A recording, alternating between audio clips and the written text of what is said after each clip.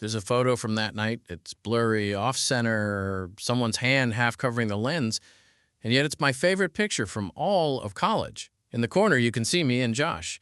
He's turned toward me, half smiling, and I'm just standing there, looking like I'm still figuring out how to breathe. His hand is in mine, like it had always belonged there, like it wasn't the first time he'd done it. But it was. New Year's Eve, our senior year. I remember because it was the last time things were simple, and also the first time they were real. We hadn't planned on going out. Josh had originally said, "Screw the crowd, let's just order pizza and watch bad movies." And honestly, I was good with that. But around 10, he got a text from someone on his soccer team, and suddenly we were layering up and heading toward the off-campus house with the good porch lights and bad beer. I didn't want to go. Not because I hated parties. I didn't. I just hated what I felt when I saw Josh in a crowd. He always looked so comfortable, like he belonged. Meanwhile, I always ended up in the kitchen, fake smiling through small talk while trying not to glance at him too much. Josh didn't know I liked him. Or maybe he did. I was careful. Stupidly careful. I thought I was hiding it well. We got to the party just before 11. It was loud. Too loud. People weaved between rooms like they were trying to get lost on purpose. Someone handed us plastic cups full of something carbonated and way too sweet, and Josh immediately dragged me toward the living room where his teammates were shouting over a game of Kings. I hung back. He didn't seem to notice. That stung more than I wanted to admit. Eventually, I found a spot on the edge of the couch, tucked into the corner, sipping whatever was in my cup and watching the clock tick toward midnight like it meant something. Josh was standing across the room, mid-laugh, a girl's hand on his arm. I looked away. At 11:53, the music stopped and someone shouted, "7 minutes!" The room buzzed with the kind of forced excitement people only feel when they're a little drunk and pretending not to be lonely. I thought about slipping out the front door, walking home in the cold, pretending I'd just had too much to drink or not enough to stay. But then Josh found me. He didn't say anything at first, just nudged my knee with his and sat down beside me, close. "You okay?" he asked. "Yeah." I lied. He looked at me like he didn't believe me. But he didn't push. People started counting down early, just for the hell of it. 30 seconds, then 20, then 10, and that's when it happened. No build-up, no warning. Josh leaned in, lowered his voice so only I could hear. "I need to do something," he said, "and I don't want it to be weird." "What?" I asked, my voice barely above the music. He didn't answer. He just took my hand, right there, in front of everyone. Not in a dramatic way, not in a make-a-scene way. Just gently, quietly. Like it wasn't some massive shift. Like it didn't change everything. But it did. The countdown hit 1, people cheered, cups clinked. Someone let off a party popper that made a few girls scream laugh. All around us, chaos. But he held on. And I just stared at him. I think he thought I'd pull away. I didn't. I didn't know what to say. Which was strange, because I always knew what to say around Josh. He was the one person I could talk to without filtering, without rehearsing in my head first. He'd hear me even when I said nothing, which was why, in that moment when he looked at me and smiled like it wasn't a big deal, that smile ruined me. Because it was a big deal. To me, it was everything. He still hadn't let go. People were shouting across the room, trading off who to kiss at midnight, laughing like the entire world hadn't just shifted sideways. But to me, it had. Josh looked at me like he was waiting for something, maybe a signal that I was okay with what just happened. Or maybe he was just scared and trying not to show it. I opened my mouth to say something, but nothing came out. He didn't rush me, just leaned back slightly on the couch, still holding my hand, thumb brushing lightly across my skin like he was grounding himself. I stared at our hands. It wasn't the first time we'd touched, obviously. We'd high-fived 1,000 times, bumped shoulders during late-night walks back from class, hugged exactly twice, once when his dog died, and once after I'd failed a brutal chemistry final, and he dragged me to Dairy Queen to cheer me up. But this felt different. It was quiet and intentional, like he was telling me something without words. When I finally looked up at him, his eyes didn't flinch away. "Is this okay?" he asked. His voice wasn't loud, just low and certain. Still, I felt the question hit me like a jolt. I hadn't expected him to say anything at all. "I don't know," I said honestly. "I think so." Josh let out a breath. Not a relieved one. A careful one, like he was still treading through unfamiliar ground. Then someone stumbled into the couch behind us, causing Josh to pull back slightly. Not enough to let go of my hand, but enough to register that we weren't alone. We never had been. People were around. Friends, strangers, teammates. Some definitely watching, pretending not to. One guy across the room raised his eyebrows at us, then smirked and looked away. I panicked for a second, instinctively starting to pull my hand back.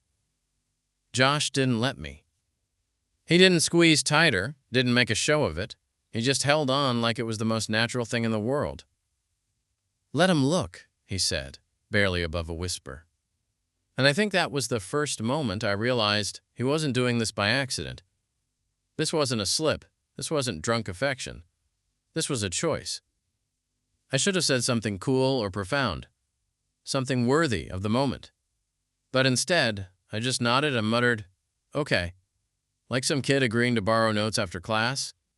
Still, he smiled like I'd just handed him the moon. After a few minutes, the energy in the room shifted. People got bored of screaming. The music turned down a notch. Someone passed out on the floor near the coffee table, and another guy was already raiding the fridge, looking for leftover pizza. Josh turned to me again, this time softer. "Want to get out of here?" He didn't mean together, I knew that. He just meant, let's go somewhere quiet. Somewhere less crowded, less public. I nodded. We grabbed our jackets, mine half draped over the back of the couch, his nowhere to be found, so he just shrugged and said, "I'll be fine." Then he laced his fingers through mine again like we were just picking up where we left off. We stepped outside, the cold air biting instantly against my neck. Josh's breath puffed in little clouds in front of him, and he rubbed his free hand over his arms. "Dumb idea, coming out here in a t-shirt," he said. "You always do this," I said without thinking. "Act like winter's a rumor," he grinned. "You always pack 2 hoodies. Give me one?" I rolled my eyes but pulled the zip up from my bag and handed it to him. He slid into it and let out a dramatic moan of relief, then bumped my shoulder with his. "See? This is why you're my favorite." We started walking. Not fast, just enough to keep the cold from sinking too deep into our bones. The streets were quiet. Most people were still inside, shouting about new beginnings and pretending midnight meant everything would be different. I think for us, it actually did. After a block or two, he finally said it. "I've been thinking about it for a while." I glanced at him, unsure what it meant. But he didn't leave much room for guessing. "Us." I stopped walking. Josh looked back, then stepped closer, his breath visible between us. "I didn't want to screw up our friendship," he said. "But I kept thinking about the way I feel when I'm around you. And tonight, I just figured, if I was ever going to be honest, now's the time." I stared at him, the streetlight above us flickering like it couldn't decide whether to shine or not. "I didn't know you felt like that," I said quietly. "I wasn't sure if I did," he admitted. "Not until lately." I could feel my heart pounding in my ears, not in a bad way. In that quiet, overwhelming way when you know something's about to change and there's no going back. Josh reached out again. Not to hold my hand this time, just to tuck my hood down slightly so he could see my face better. "I know this might be weird or complicated," he said, "but I meant it. I want to see what this could be." I didn't know what to say. Again, but maybe I didn't need to. I just took his hand again. And this time, it wasn't about making a point. It was about finally letting myself want what I'd been too scared to reach for. We walked the rest of the way back to our apartment in near silence, but it wasn't uncomfortable. If anything, it felt like all the noise between us had finally settled. I kept glancing down at our hands, still linked, still warm despite the cold night air, like they were holding the moment in place. Neither of us brought up what it meant. Not yet. Josh had always been good at reading my pace, at knowing when to push and when to wait. It was one of the things I loved most about him, even before I knew it counted as love. When we got inside, the hallway lights flickered on automatically. I slipped off my shoes, and he kicked his off beside mine, then dropped onto the couch like it was second nature. We'd lived together since junior year. 2 bedrooms, a kitchen that was always kind of a mess, and a couch we both claimed as our unofficial crash zone. Most nights, he'd be sprawled out there with a bowl of cereal, half watching YouTube videos with his socks mismatched. Tonight he looked different. Not because of the hoodie, mine, still too long in the sleeves, or because of the party, or the fact that we were holding hands less than an hour ago in front of everyone. He looked different because for the first time in forever there wasn't anything between us. He patted the space beside him. "Come here." I sat, leaving a few inches between us. Josh leaned his head back against the cushion and stared at the ceiling. "So, now what?" I didn't answer right away. "Was that a coming out?" I asked eventually. He turned to look at me. "I think so. At least, for me." "To them or to me?" He laughed, a soft breath through his nose. "Both, I guess." I nodded slowly. "You've never talked about it." "I know," he said. "It's not because I was hiding anything, really. I just didn't know where I landed. And then, you were always there. And I started realizing that it wasn't just because we were friends. That I liked how I felt around you, and eventually, not saying anything started to feel like lying." He said it so simply. No dramatic music, no over-the-top declarations, just honesty. "And you're okay with people seeing?" I asked. "I mean," he said, looking slightly sheepish, "I didn't exactly plan the whole midnight hand-holding thing. But yeah, I guess I'm tired of hiding from stuff that feels right." I nodded again. Slowly. He sat up straighter. "But what about you? Are you okay with it? With this?" "This what?" I asked. He looked at me then, really looked. "Whatever this becomes." My chest tightened a little, not from anxiety, but from how much I wanted to say yes. How much I'd wanted this for longer than I was ready to admit. But I didn't want to mess it up. I didn't want too much and end up scaring him off. So I said, "I think I'd like to find out." Josh smiled, soft and genuine. "Yeah?" I nodded, then, without overthinking it for once, I leaned my head against his shoulder. He rested his against mine. No words, just warmth. And we stayed like that for a long time. It was almost 3 a.m. before we moved. Josh yawned, rubbing his eyes, and said, Okay, I need sleep, or I'm going to collapse right here." We stood up, almost bumping into each other in the narrow hallway on our way to our rooms. He paused at my door, hand still on the frame. "I'm glad you were there tonight," he said. "Me too," I said quietly. He took a breath, like he was about to say more, but then just nodded and walked to his room. And for the first time in months, I fell asleep without any noise in my head. No what-ifs, no second-guessing, just the steady echo of Josh's hand in mine. The morning after didn't feel like a movie. There was no soft sunlight spilling across the bed, no lingering warmth from Josh curled up beside me. He'd slept in his room, like always. Still, I woke up different. Not because anything dramatic had happened, but because something subtle had. A hand. A moment. The silence between us replaced with something tender and a little charged. I laid in bed for a while, staring at the ceiling, my mind retracing every beat from the night before. I hadn't planned on falling for him, not like that. I'd convinced myself for so long that it couldn't happen, that even entertaining the idea would just lead to disappointment. I thought he was straight, or straight enough for it not to matter, but the way he looked at me last night. No, that wasn't nothing. Eventually I got up, pulled on sweatpants and a hoodie, and wandered out into the kitchen. Josh was already there, standing in front of the fridge, with his hair a mess and one sock on. The other was nowhere in sight. He glanced over his shoulder when he heard me, and gave me a crooked, sleepy smile. "Morning," he said. "Morning." He held up a carton of eggs. "Omelet or scrambled?" "You cooking for me now?" "I'm trying to make up for the surprise emotional whiplash," he said, chuckling. I leaned against the counter. "I don't think there's a breakfast for that, but I'll take an omelet." He nodded and got to work. Watching him crack eggs like it was just any other day made me realize how weirdly normal everything still felt. Like we hadn't crossed a line, like we hadn't shifted something between us. Except we had. The silence wasn't awkward, but it was full. We both knew we needed to talk, but neither of us wanted to be the one to break the spell too soon. He slid a plate toward me a few minutes later, then leaned on the counter across from me with his own. We ate quietly for a bit, the occasional clink of forks the only sound between us. "You sleep okay?" he asked. "Yeah. You?" "Barely. My brain wouldn't shut up." "Same." Another pause. Then he put down his fork and looked at me directly. "I keep replaying last night," he said. "Me too. And I'm not sorry for it," he added quickly, "not even a little." "I'm not either." He looked relieved. "Good. Because I've been in my head about it all morning. Not about doing it. I wanted to do it, but about what it means for you. If it makes things weird." "It doesn't," I said. "It's just new." Josh nodded. "Yeah, new's the right word." "I think I'm still processing it," I said.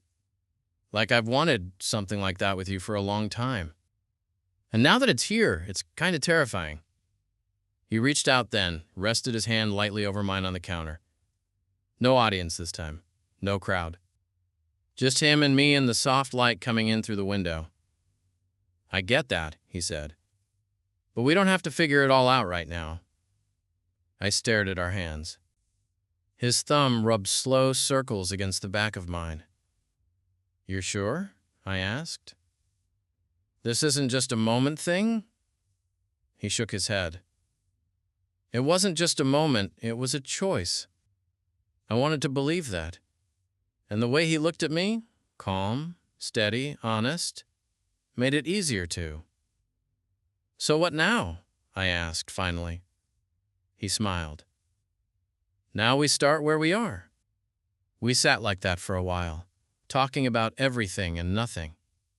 It felt like the beginning of something, but without the pressure to define it. We didn't suddenly start acting like a couple. We didn't tell everyone.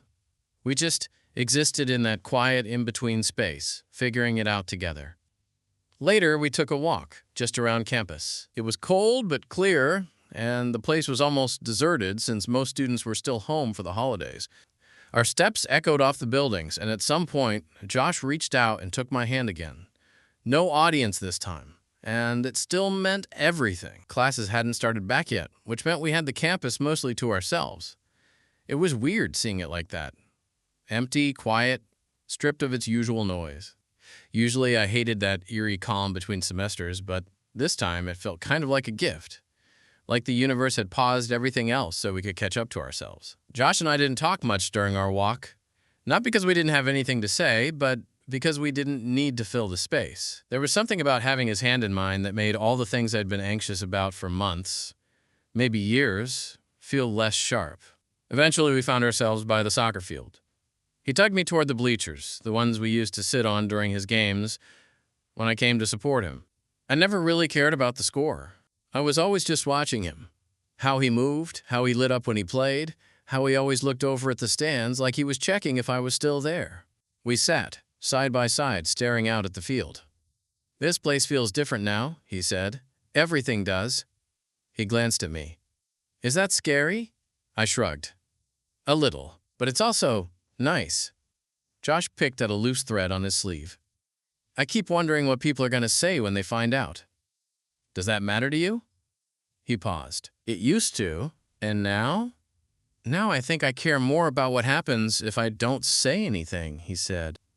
"I've spent so much time being this version of me that everyone else expects.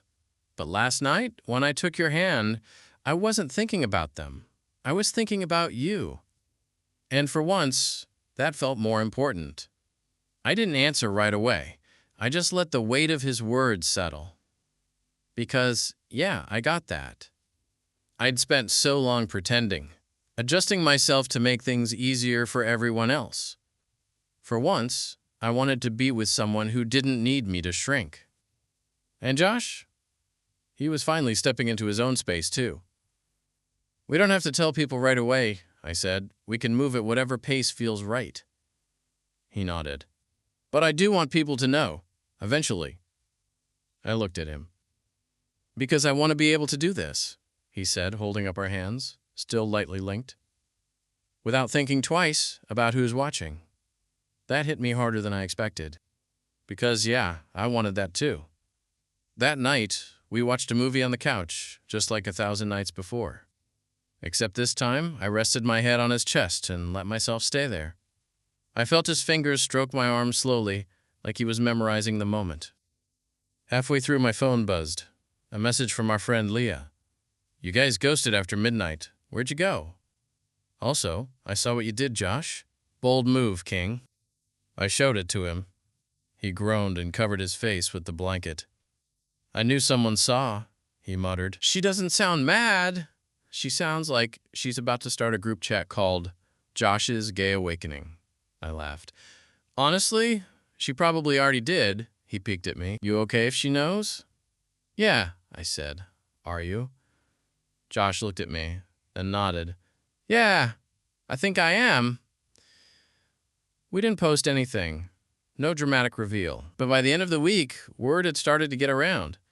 Not because we said anything, but because we stopped hiding. I caught someone from his soccer team looking at us as we sat at our usual spot in the student cafe, Josh's hand resting casually on my knee. The guy blinked like he wasn't sure what he was seeing, then looked away. Josh saw it too. He didn't flinch. Later, when we were walking back to our apartment, he turned to me and said, "That felt weird. But not in a bad way, just new." I squeezed his hand. "It's gonna feel weird for a while," I said. "But we'll get used to it." "Yeah," he said, giving me a soft smile. "I want to." About a week after the party, we started calling it that night. As in, were you already thinking about this before that night, or is this what you wanted when you did that on that night? It was a way of naming something big without putting too much pressure on it. But we both knew what we meant. That night was the pivot. The before and after. The moment we stopped pretending things were fine as they were. And weirdly, the more we tried not to overthink it, the more real it started to feel. We still did all the things we always did. Played Mario Kart after midnight. Got tacos from that sketchy but delicious truck on 8th Street. Argued about whether pineapple belonged on pizza. He thinks yes, I say absolutely not. But everything had a layer now, an undercurrent of awareness. The way he looked at me when I wasn't paying attention. The way I'd catch his fingers tracing little circles on my knee when we sat close. The way we lingered in each other's space longer than we used to. One night we were lying on my bed, his head on my stomach. Both of us scrolling through our phones. It was quiet, low-key, comfortable. And then, out of nowhere, he said, "Do you think people assume we're together now?" I looked down at him. "Probably." He nodded slowly. "Do you want us to be?" I didn't answer immediately. Not because I didn't know, but because I wanted to say it right. "Yeah," I said eventually. "I do." He shifted, propped himself up on his elbows, and looked at me seriously. "Then let's not leave it in the maybe zone." "The what?" Josh smirked. "The maybe zone. Where we're not a thing, but we also haven't said we are. Let's just be it." "You mean like boyfriends?" He laughed. "Why do you sound like the word is cursed?" "Because you're Josh," I said. "You're my Josh. And suddenly calling you my boyfriend feels like changing a label on something I've known forever." His smirk faded into something softer. "Yeah, but doesn't it kind of make sense that you'd call me yours?" The air between us got still.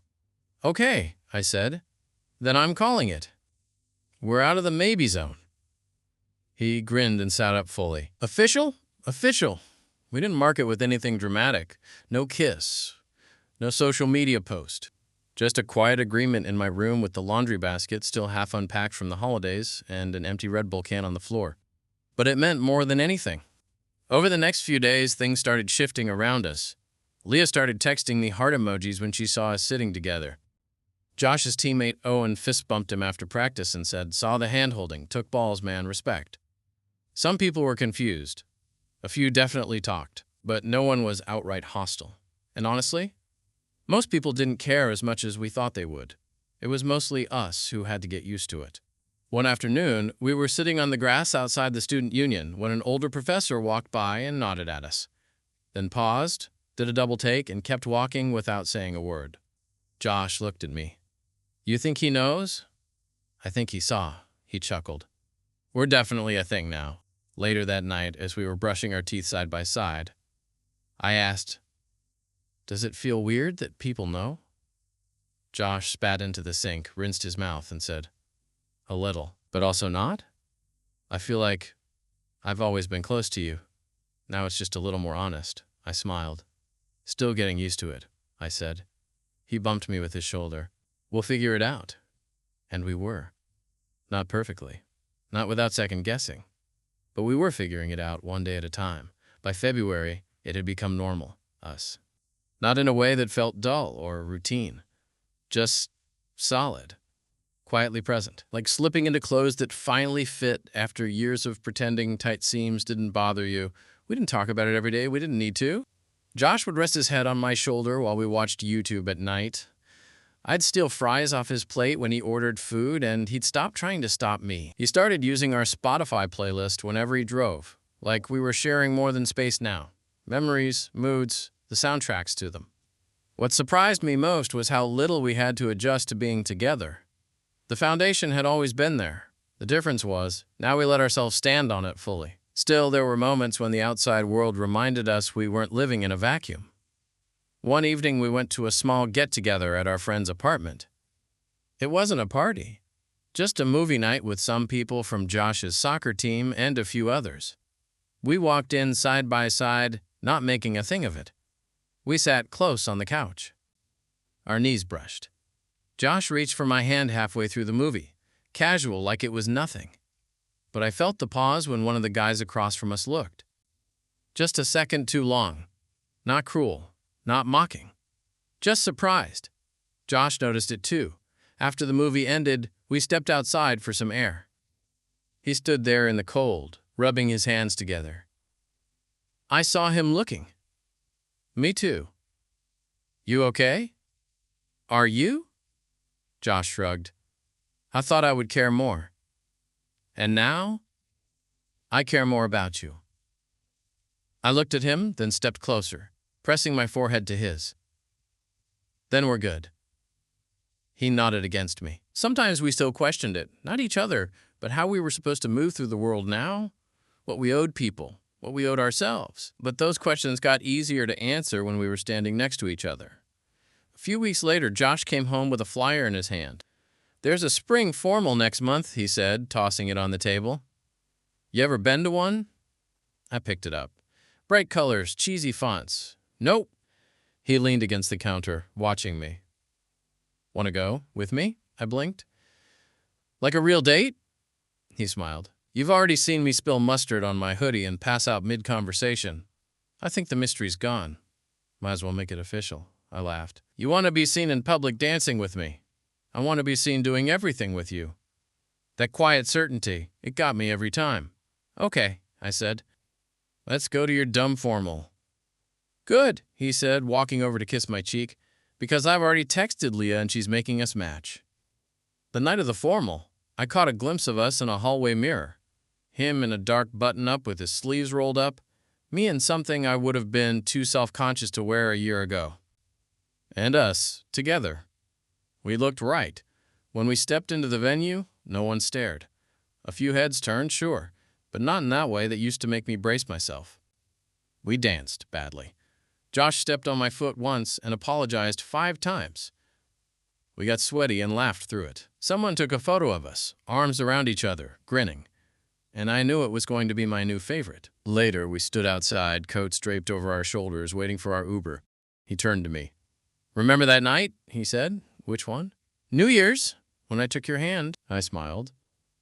"You mean when you shocked the hell out of me in the middle of a crowded party?" "That's the one." I looked at him, eyes soft. "Yeah, I remember." He slid his fingers between mine.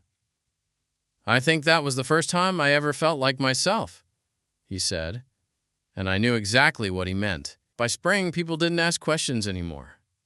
We were just Josh and me. A unit. A thing. The kind of pair that makes sense even if you don't know the backstory. And I liked that. I liked that it wasn't a headline anymore. That we didn't need to explain ourselves at every turn. We existed. We were together. And the people who mattered, they saw that and accepted it without flinching. But the quiet moments, the in-between ones, those were the ones I held on to. Like Sunday mornings, when Josh would sleep in too long and I'd bring him coffee just to see his messy hair and lazy smile. Or late at night, when he'd crawl into my bed without saying anything, just because the world felt quieter when we were under the same blanket. We weren't flashy. We weren't trying to be anything other than what we were.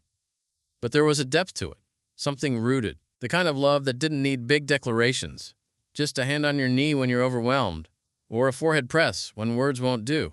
Sometimes we still talked about that night, the party, the countdown, the way he looked at me like he was seeing something he'd been avoiding for a long time. I didn't know what I was doing, he told me once, curled up beside me on the couch, his fingers tracing the hem of my sleeve. You did, I said. You just didn't know why. He smiled. Yeah, I think I just needed a reason to stop lying to myself.